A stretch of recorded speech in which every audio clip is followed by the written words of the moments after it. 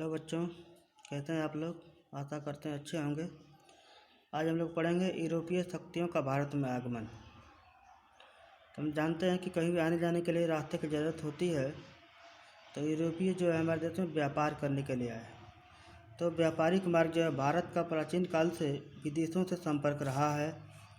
16वीं शताब्दी से भारत से व्यापार करने के लिए यूरोपीय देश भारत की ओर रुख किया, जिनमें प्रमुख थे डच, फ्रांसीसी और ब्रिटिश, जिन्हें हम अंग्रेज कहते थे।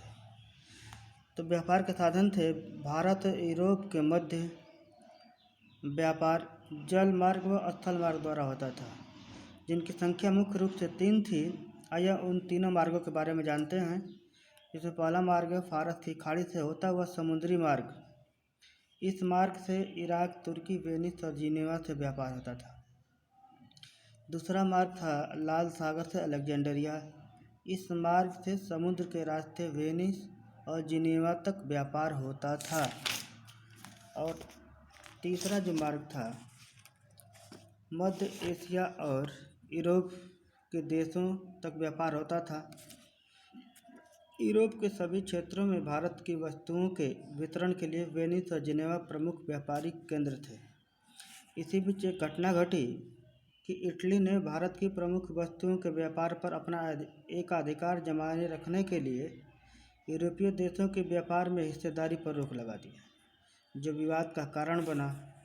और दूसरी घटना घटी कि 15वीं शताब्दी 1453 ईस्वी में कुस्तुनिया, जो यूरोप और भारत के मध्य व्यापार का मुख्य द्वार था, तुर्कों ने उसे अपने अधिकार में ले लिया, जिससे यूरोप और भारत के मध्य लगभग व्यापार बंद हो गया। व्यापारियों के लिए एक नई समस्या उत्पन्न हो गई और वे नए मार्ग की खोज करने में लग गए। और इसका देखते हैं कि जो व्यापारी हैं नए समुद्री मार्ग की खोज करने में लग गए। तो देखते हैं किस प्रकार खोज करते हैं। तो जब तुर्कों ने कुस्तुनिया, जो भारत और यूरोप के मध्य व्यापार का एकमात्र साधन था, बंद कर दिया, अर्थात उनके अनुमति के बिना कोई भी यूरोपीय व्यापारी आ जा नहीं सकता था, तब यूरोप वासियों ने नए समुद्र मार्ग की खोज करना प्रारंभ किया। नए मार्ग की खोज करने की आधारशिला वहाँ के लंबी दूरी की यात्रा करने वाले नाविकों ने रखा। यूरोप के महत्वाकांक्षी राजा और रानियों को व्यापारियों ने धन, धर्म व ध्वज का सपना या लालच दिखाया। यहाँ पर देखें, धन से तात्पर्य राज्य की आय में वृद्धि के लिए खजाना इकट्ठा करना, कीमती धातु, सोना, चांदी आदि व मसालों के फायदेमंद व्यापार से कर एकत्रित करने की प्रबल संभावना थी। यह वहाँ के व्यापारियों ने राजाओं को और रानियों को वहाँ का सपना दिखाया, लालच दिखाया।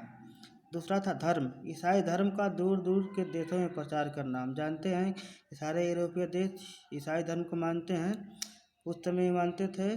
तो उन्होंने ईसाई धर्म को प्रचार के लिए भी कहा कि इसी माध्यम से ईसाई धर्म का प्रचार भी दूसरे देशों में होगा। और तीसरा था ध्वज। यूरोप के राष्ट्रों का झंडा दूर दूर के उपनिवेशों पर फहराए, जिससे उनका साम्राज्य बढ़ेगा। यह धन, धर्म और ध्वज का सपना व्यापारियों ने वहाँ के राजाओं को दिखाया। इस लालच में यूरोपीय देशों के शासक आ गए और व्यापारियों और नाविकों को समुद्री यात्राओं का खर्च वहन किया। इसी बीच एक वैज्ञानिक घटना घटी, कुतुबनुमा की खोज की। कुतुबनुमा या दिशा सूचक यंत्र की खोज ने नाविकों को नया समुद्री मार्ग खोजने में महत्वपूर्ण भूमिका अदा किया। और इसी बीच एक घटना घटी कि भारत की खोज में निकले स्पेन निवासी कोलंबस ने 3 अगस्त सन 1492 ईस्वी को अमेरिका की खोज की। पुर्तगाल निवासी वास्को डी गामा अपनी लंबी जल यात्रा के दौरान अफ्रीका के दक्षिणी छोर से होते हुए भारत के पश्चिमी तट, समुद्री तट के कालीकट बंदरगाह पर 1498 ईस्वी में पहुंच गया, जिससे भारत का खोजकर्ता होने का गौरव प्राप्त हुआ।